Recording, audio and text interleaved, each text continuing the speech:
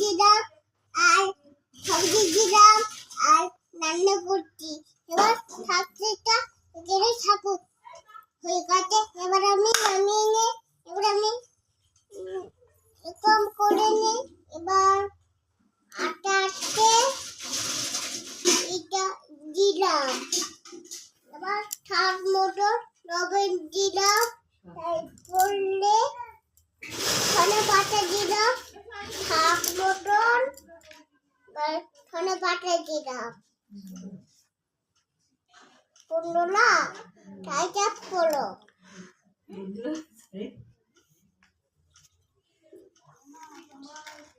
Hello guys, আমি রান্না করছি। হ্যালো গাইস, আমি রান্না করছি। হ্যালো গাইস, আমি রান্না করছি। হ্যালো গাইস, আমি রান্না করছি। এবার আমি খাচ্ছি। খুব টেস্টি। খুব টেস্টি। আমি দিচ্ছি কি দেবো না। তারপর শাক মটন লবণ ছেড়ে ধনে পাতা দিয়ে খেয়ে নেবো।